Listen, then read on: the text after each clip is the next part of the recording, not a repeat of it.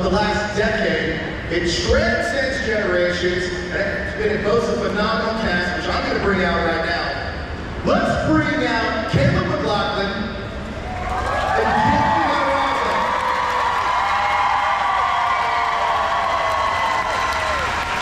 Now, what's going on, guys?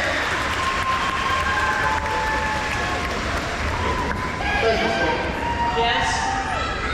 All right, so look, we are going to take fan questions because it's all about you guys. So if you guys want to line up, we got a mic right here, but I do have a few questions first. Shoot. First question I have for you guys is, you guys both started in the theater. Gaten with Les Mis and young Simba with Lion King. What did you take from that experience that helped you kind of form your craft? Oh boy, you want to start? I think you should start. Okay, I think it was just kind of like a matter of like being okay with just eyes being on you in general and stuff, and kind of being okay looking like a dummy a lot of the time. Weirdly enough, that's kind of like the whole point, is like learning not to take yourself so seriously and doing that from young age is like the first step. And like what's like the least serious you could be than like singing and dancing on stage? It's like, of course, it's like it's ridiculous and fun and it's what and just a great experience to break out of your shell and like start the process of working into our adulthood. For real, I think it's a great way to start in the career of acting. It was funny, I actually had the same question yesterday. When you're a kid, you don't realize the stakes. You know, you don't realize the stakes. I'm just, all right, I'm gonna go out there, jump around and sing. I feel that now if I go back to Broadway, I think a little bit more. Yeah, it's a little bit. Oh yeah, you recently just. I sat down the first time, like I did hear him dancing, which is the first thing I did when I came back. Yeah. And so I felt like, so I was like, oh, this is horrifying. This is so horrifying.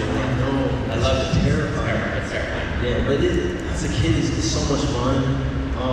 And it really like prepares you for like the work, the hours that we put in. Like Stranger Things is fun. It's, you know, it's, I wouldn't say it's nothing because the hours that we're working 17 hours now, we're adults. You know, with Broadway, it's very scheduled. You know when you're gonna leave. You know when you're gonna start. You know what I mean? When you go on a Stranger Things set, you're like, I don't know what I'm gonna finish. Yeah. So it's definitely a good thing to start off with. You know. It's incredible. Now, Stranger Things is a pop culture phenomenon. It's a great throwback show for a guy like me that was born in the 80s, but also it's so relatable to modern generations as well. When did you guys both know that you were a part of something special? I think it was always through a person special. I don't think it took us a while to realize that it was personally large. Like that was kind of different. We always knew it was good. I think what was weird to me was, this is like the first thing that we had both done at that scale. Even in the first season, we hadn't done anything consistently on TV like that in our careers at that point.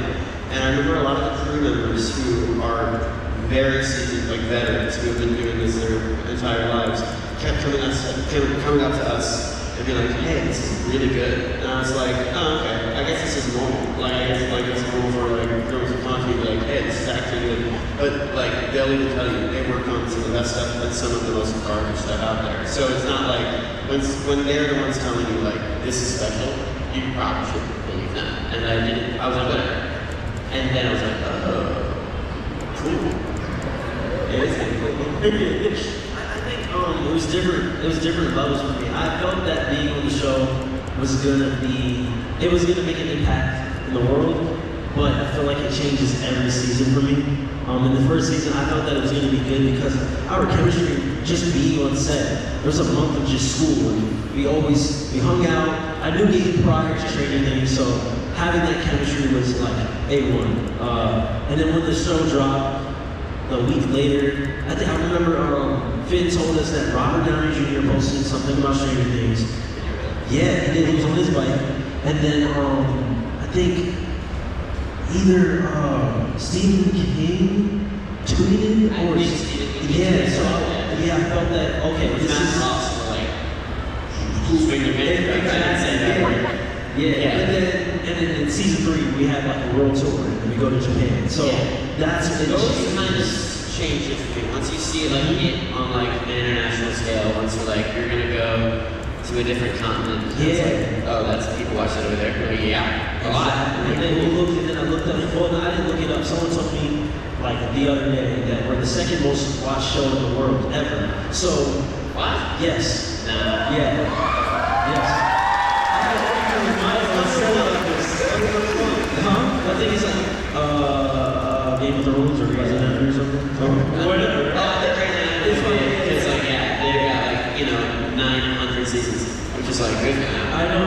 Keep going, great run. So it becomes, each season, it just becomes surreal. That's incredible. Now, when you guys landed the role of Lucas and Dustin, what did you, like, that's in the 80s, obviously you're not born in the 80s.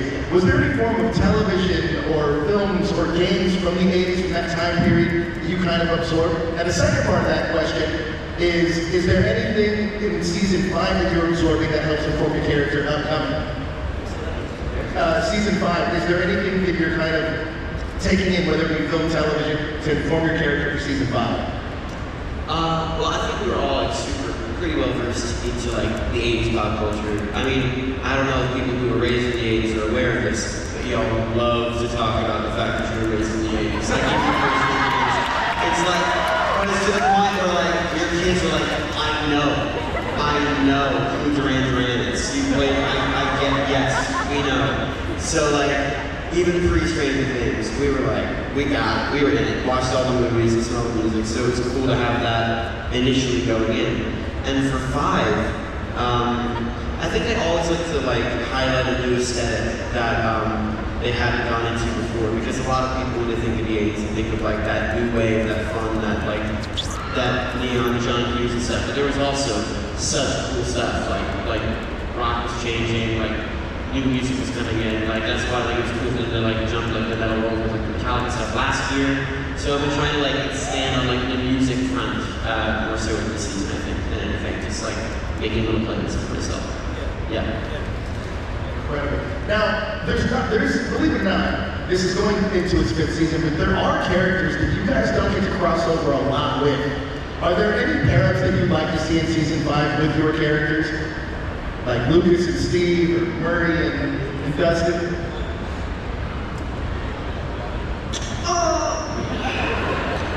Say that again? Like prior to that, you know.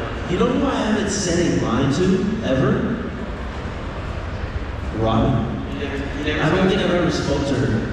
Whoa. I don't think I've ever like acknowledged her presence. That's a big thing. You know, I literally never talked to, not once. I don't think I've spoken to him once. I don't think I've spoken to once on screen. Since season 1. Like, it's like, I always make a joke with him that like, Of course, like the 4 boys are like supposedly like best friends, but like Dustin will like have never interacted on screen. So I'm like, I guess all that just happens off screen. I guess like never being best friends like the others, just elsewhere. It wasn't the event. He's busy. He's got things going on. Dang, I think there's a lot of people. I think Nancy as well. Well, you have Nancy. yeah, I've seen some things. What about John? I don't think I've ever spoken to Jonathan. I think I just looking at him and going to him. It's like, oh. Yeah, we share looks. Yeah, sure. Like the birds. Yeah. But probably, I want to see the reunion of Dustin and Muse. And Muse? Yeah. Muse is dead. I But that's okay. That's what we're dead. It was so sad. Something who I want to interact with more that I haven't gotten to. There's a whole array. There is.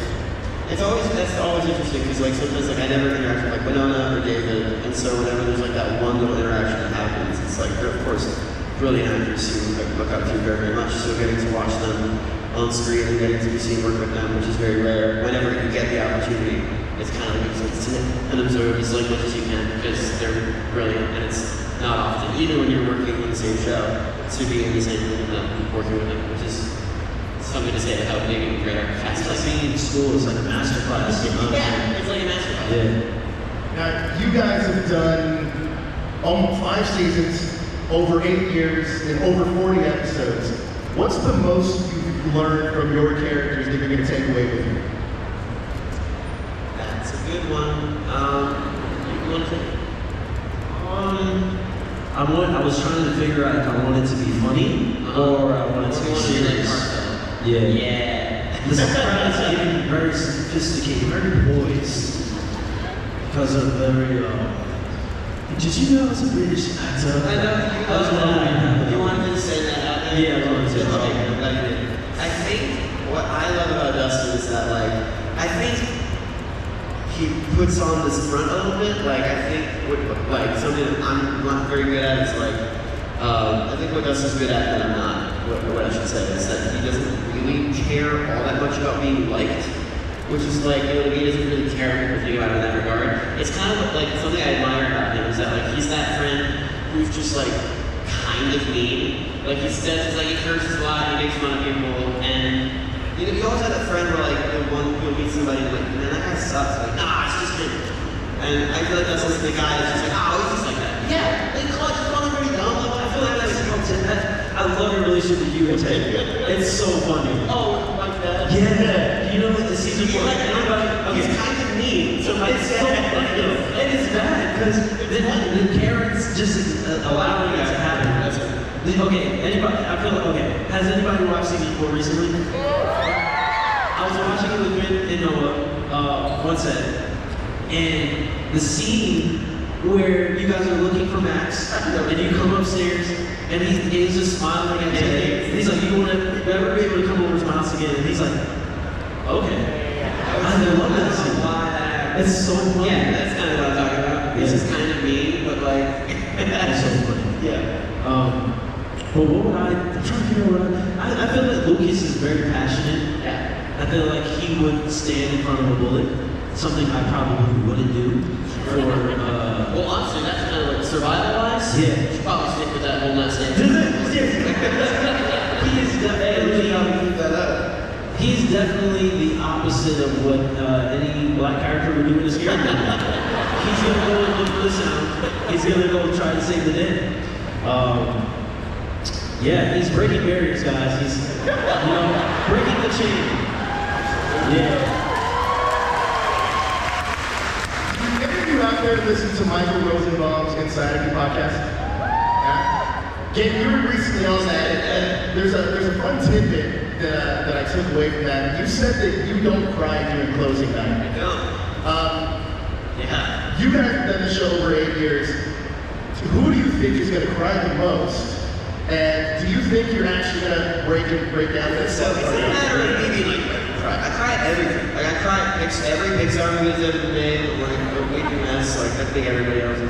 I cried on the subway thinking about the first 20 minutes of Up. I wasn't watching it, I was thinking about it. And I've been an emotionally expressive guy, but there's something about me when things like that are coming to an end, I kind of just close off. I did it with Sweeney, I did it with all the other previous seasons. I hope to cry, for sure. That's a big thing that I want to.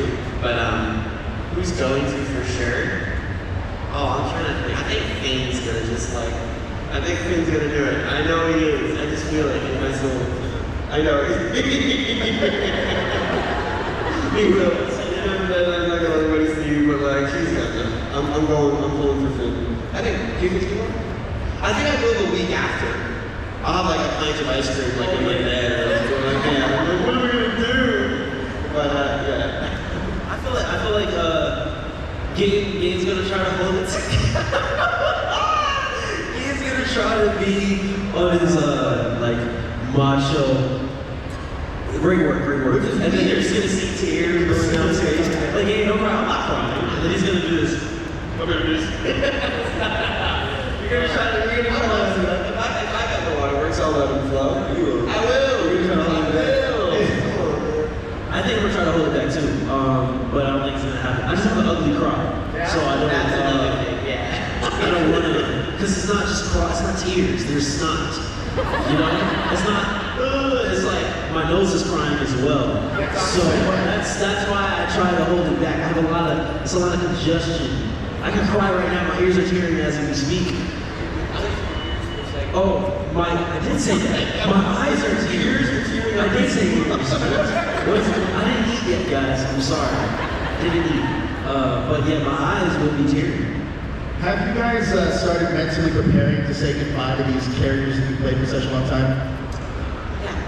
I think it's hard. I feel like it's hard to even just say, yeah, I'm ready to say goodbye. I don't think we haven't even read the end yet. We don't know how it ends, and we haven't seen the last hard to like put into perspective, say goodbye until you see how you're going to have to. That will be coming up soon, I hope. Yeah. Yeah. I want to read it so bad. I'm so antsy. Same. I know, like, I feel that you can mentally prepare, but I don't think, because these characters, they've come to life. I almost see Lucas as like an alternate personality. You know, when people will say, I love Lucas, I'm like, me too. Not because it's me, it's not me. We've literally created this spirit, this human throughout these years, like a decade, almost a decade, you know? And people are inspired by who Lucas is. A lot of people don't really know who Cade is. Everybody knows who Lucas is. You know what I mean? Everybody knows Lucas's emotion when it comes to his friends, how he deals with even his love for Max, and how he is when he's scared, and what science class he's taken, and what tests he's passed. You don't know if I even passed school, guys. You don't even know, like, you don't even know if I really, you know what I'm saying? I could be putting on all this. I think that's something so cool is that we have been playing these parts for so long that like it's cool to like reflect on the things in yourself that you put into that character, because when you're shaping something since you were 12 years old and you've been doing it for so long, that you kind of get the freedom to do what you want with it and instinctually tackle something when it comes to like scene work and see how it grows. Sometimes it's cool to like reflect and see what it is in yourself that you put in that character. It's really cool. Like I'll be able to look back and see that. It's like a little bit of like not only a time capsule of like the character, but a time capsule of myself at the time. So I can look back and be like, cool, this is how I've grown, this is what I want to like remember to hold on to, something I'm like, that'd be better, letting go of that, things like that. So it's a bizarre concept, but it's cool. And it's interesting because we've seen these characters kind of grow up, and I don't even think I'm ready to say goodbye to them, because I feel like it's such a big part of my life as well. Now we've seen these characters evolve from season 1 to season 4 now. What have you wanted to bring to your roles of Dustin and Lucas that wasn't on the page? Height. Next year, just you wait. Growth's coming, you guys. I feel like if I can play 15, I can still grow. It'll be good. Dustin's gonna be a whopping 6'4" in season 5. Just you wait. It's gonna be great.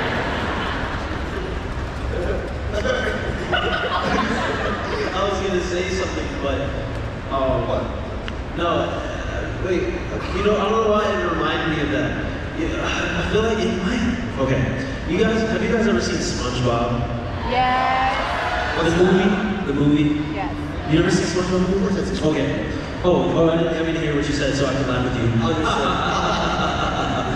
I hate when people don't laugh at my jokes. I feel that too. Yeah, you know what I mean? So I had to laugh. Yeah. But when you said that, all I saw was you like coming on set, 6 foot, muscular. Yeah, absolutely. Jumping. Sorry. That's what I thought. That's the only thing about it. Yeah. That's what I think about it. That's what you No, want? I'm joking. Anyways, moving on. I know you have a girl. I do. Yeah. Where did that go? Where did that go? Are you hitting on me? No!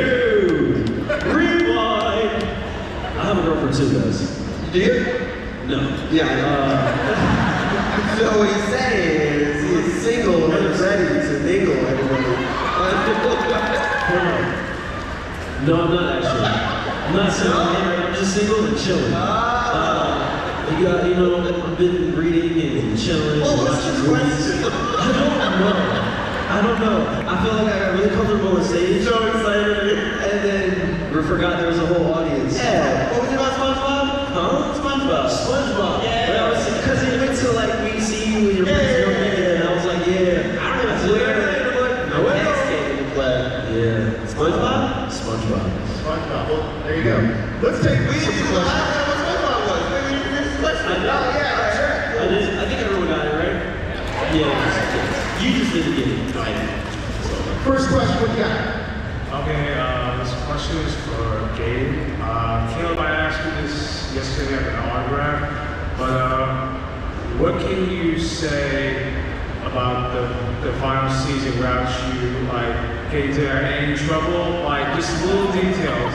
And Caleb, if you have anything you can share to me. Okay. I feel like I can say this. I'm gonna ask Gaten first. Okay. Can I?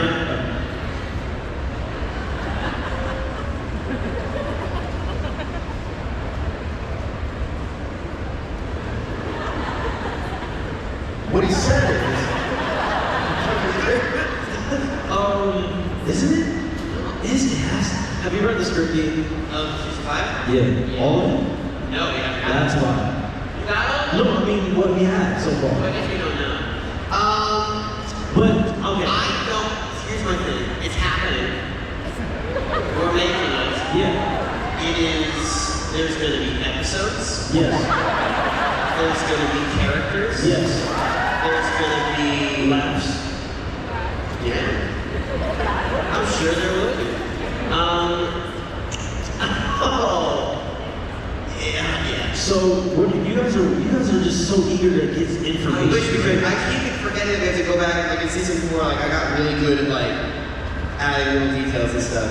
It's certainly It's they're hard. doing their best to like make sure that like you keep on climbing that whole like topping the last one. The 4 was so big that it's kind of the thing of like you can hopefully expect it to be topped in scale of it all. It's one of the most massive productions I've ever seen, and I'm so excited for people to see how big it really is. Yeah, for real.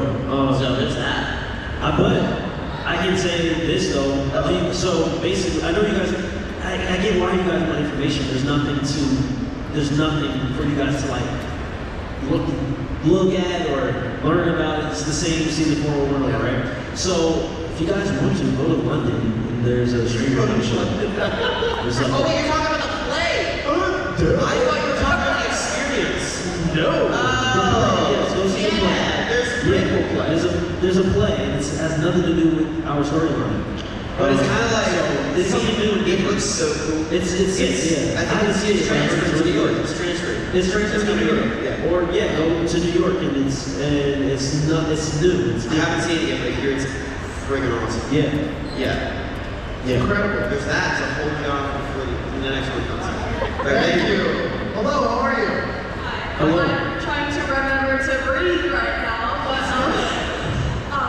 during the very emotional death scene where Eddie says, "I love you, man," how did that affect you during filming? And also, did you think it was essential for him to have that like character redemption arc during his last moment? I think Yeah, I think. Yeah, with all my time with yeah, I think that's kind of like the main goal of that character initially was to kind of like have that arc and have that like it's such a cool outlet for the plot to kind of take off. Like for that Scooby-Doo gang, the Hawkins gang to kind of like have a really cool like tunnel through everything that was going on. I think it was such a unique way to like go about them figuring out about Becca and Henry in general and kind of that being introduced. So cool. Joe's an incredible actor. I think he improvs I Love You Man. I think that was just him. And his coverage is so good. We filmed that twice because I absolutely despised the first time we filmed that. He was so good and I just wasn't centered. It was outside like 5 a.m. We'd already done like a whole day of filming and we were just drained. And like it just wasn't there. It didn't feel right. And then we did the scene with his uncle in the gym at the school. And then that went through and that felt a lot better. And then that was like, all right, we want to find that and put that in the scene with Joe. And Joe was kind enough to go back to that space and do it on a soundstage and do it again. And I think that's very much needed, not just for Eddie and the end of him, but also everything that's going to come up for Dustin going forward. You know, that's obviously something that isn't let go easily. So, yeah. Thanks. Thank you. Hello, how are you? Hi, I have 2 questions. First, what is your favorite memory from all of this season's on set?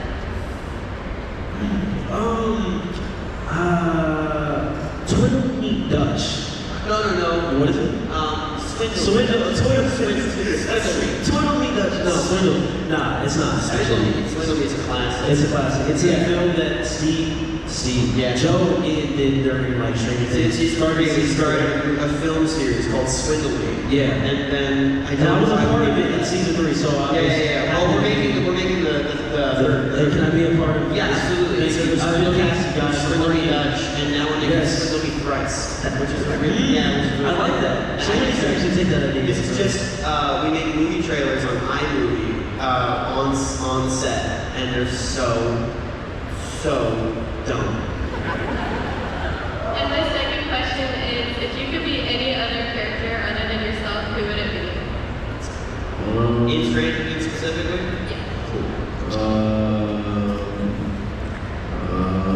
That's a good question. Steve? Steve? Yeah, it's fun.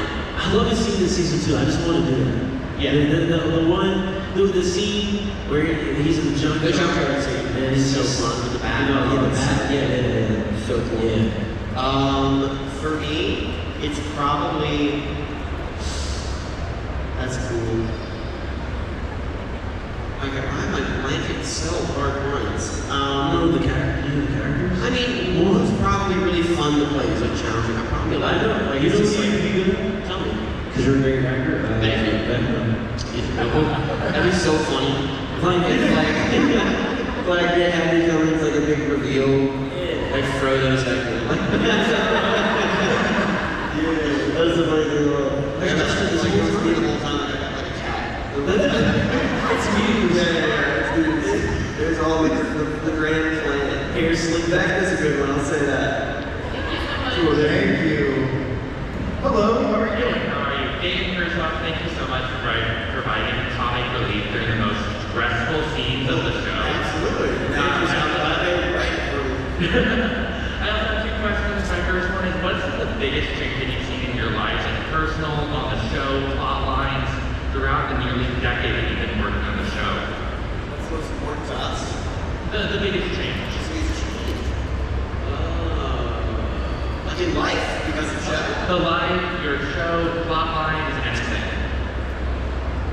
Man, there's a whole bunch. I think it's kind of what hasn't changed. It's harder to figure out. Like that's.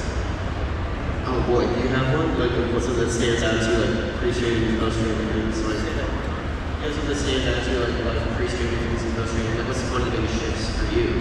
Because I think it's just like going out day to day. It's a little bit different. Yeah. But we've been doing that since we were 13. And it's kind of we've been used to that aspect of it. I think my perspective on the world has actually sped up faster than maybe the average person. Short age growth. Yeah, not even just growing up. Maybe it's more like a spiritual thing too. And just seeing the world at a different perspective than a lot of people don't see.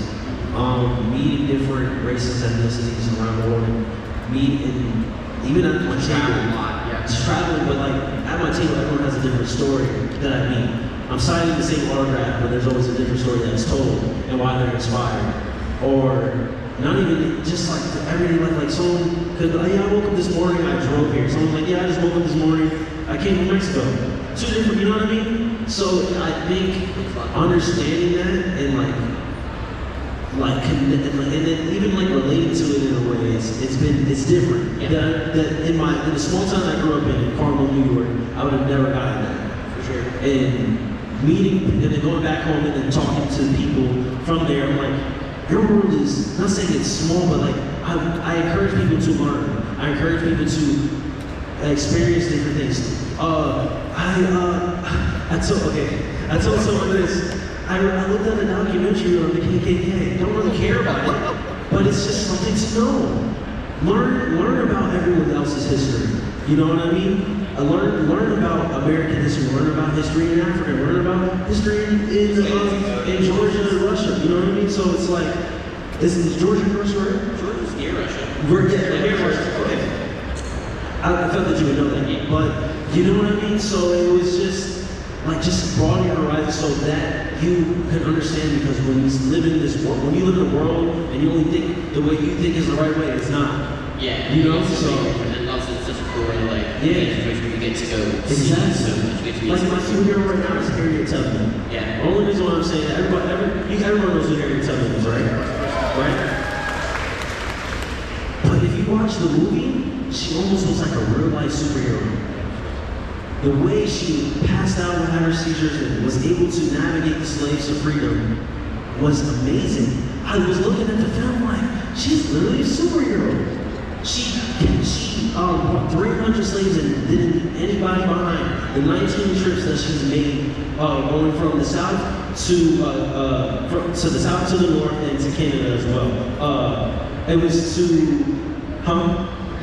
you know what I mean? So, and I want to see like a superhero movie like that.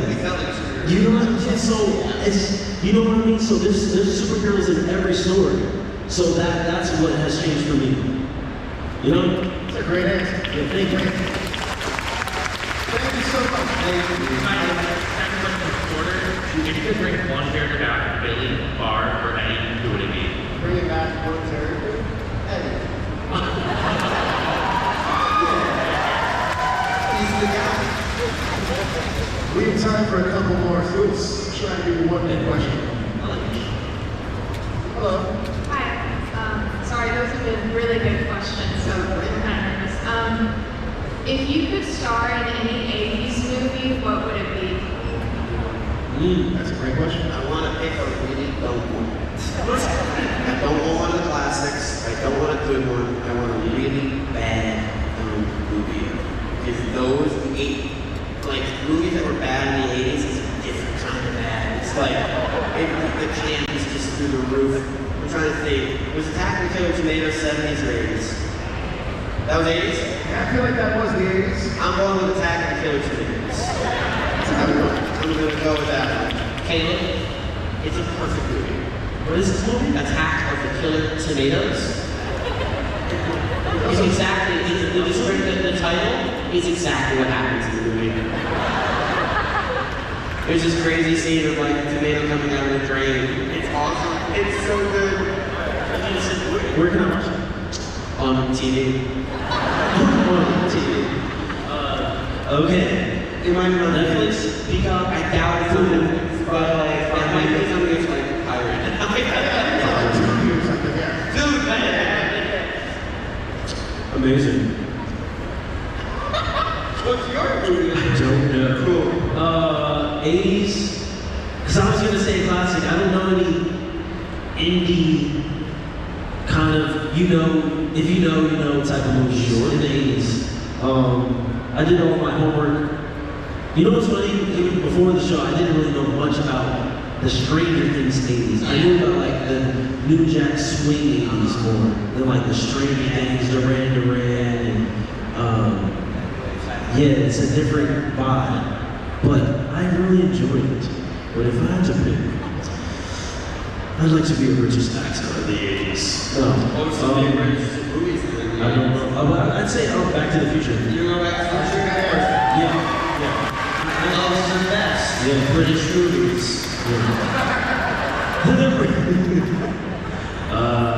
Thank you. Yeah. Hello.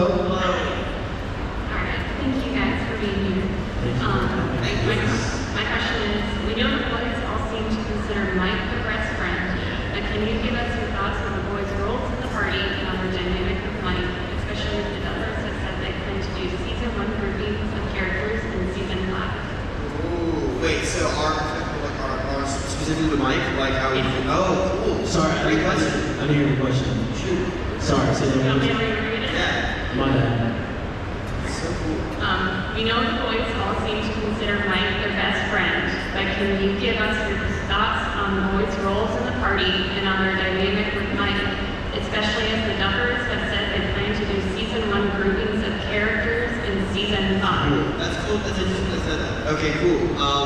I think what's interesting about Mike specifically and all of our dynamic with him, it kind of glues us all together because it seems to me like the same way it seems before how Eddie talks about finding lost sheep and stuff, like collecting those kids. Mike was like the OG of doing that. Like he kind of probably was that kid who his mom was like, you gotta put yourself out there, buddy, go find that kid sitting in the corner. And I think all three of Lucas, Dustin, and Will at some point were probably that kid in the corner that like went over and was like playing lunch with you. It just feels like that vibe to me. Like he kind of was so good, like of creating that group and that dynamic. And because they talk about season 1, Dustin moved there in 4th grade and like joined your friend group later. And, so I think that's so cool and interesting to talk about. I think Finn is so good, and I think Finn would love to talk about this question too, about this dynamic. And like, I'm stoked that Netflix talks about like that season 1 dynamic coming back, which I'm stoked for people to see. It's so fun. I feel like Lucas and Mike's relationship, like, do we know who met Mike first? I'm assuming it was you. I'm assuming it was. I would say it was such a you. tight bond. Where it's like, Yeah. well, you guys live next door to each other. And stuff like that. I think Mike is more like a brother. Like you see them argue all the time. It's in season 3 when they were just arguing about the coke, and he's like, no, it's not. Like, you know, I don't think they realize how deep their relationship is. I feel like we might get to see that in season 5, where they'll be a little bit more. It will come from a more mature place than it is. We're just friends, and this is how it is. I think because they went through so much It's together. an underrated duo too. Yeah. That's like back to season 1. It's Yeah. like that real. Yeah, That's why I didn't want that. you know. Like, because when you guys have that fight in season 1 where you go off and try to find Will Yeah. on your own, and I decided to stick with him to try to. I can find 11 again because I think she like ran off. Yeah. But it's been a while.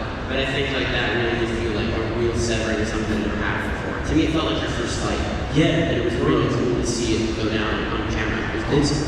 That's such a good scene too. That's a good point. It might have been our first fight because that was the first time our relationship kind of got tainted because of the circumstances we were in, and when we didn't go along with like the rule. I feel like Lucas is such a rule guy, and Mike was going against the rules, and then you know. But Structure changed the first time. Yeah. It's so cool. yeah, Yeah, I can't wait to see it. I know it's gonna be fun, guys. So I think you guys are gonna Thank you. see what the way. Thank you. I think we have time for just one more question. That's it. Yeah, you're good. Hi guys. What is your favorite episode that y'all filmed? Oh, that's hard because we don't film chronologically. So like we will kind of just bounce around the seasons as we're filming, especially this year. I've noticed for like nothing's being filmed in order. Like we'll film something from 5 and then something from 2, and then it's like bananas because the director's popping in and out. So it's way easier to think about like scenes that I can film, and easier to piece episodes together when you're watching them afterwards. I think one of my favorite episodes, I always remember, I haven't seen it forever, but season 2, episode 8 was really cool to me. It's kind of like everything leading up to like the table scene. Like remember when you and Charlie just couldn't stop making each other cackle, like for like hours in the kitchen. I didn't remember that. They had to separate it. You and Charlie. Yeah, it was bad. It was great. I couldn't. It was. You know what was funny? Yeah. I feel like season 3, me and him both were like, "Oh wait, you exist." That was our. And for some reason, every time we had to share looks, we just kept And like. you do that now. Like, anytime we're like in London, we're like we're just hanging out. I notice anytime you guys, for some reason, have each other's number. Like you know how to just make each other giggle perfect. It's so funny to watch. It's so weird. It's the you just have a perfect little look, and you go. I feel like it's the mouth. It's the open mouth. And then you want to look away. Anytime Charlie thinks he's gonna laugh, if he's like, oh, this might get me, he's done. Yeah. It's done. Like, yeah. But I remember that scene specifically, loving that and then tying everything together before they went into the lab to go and try to close the gate. Yeah. Which is, I think, I think season 2 is so underrated. I think it's so good. I think like it just elevates everything from 1 so good. And I just did not talk about much because like, of course, 1 where it starts, 3 is that crazy aesthetic shift, 4 is so big that 2 I feel just gets like lost a little bit. Yeah. And I think most of my favorite episodes are 2. Yes. You answered it. Caleb Gaten, thank you guys so much for coming out here.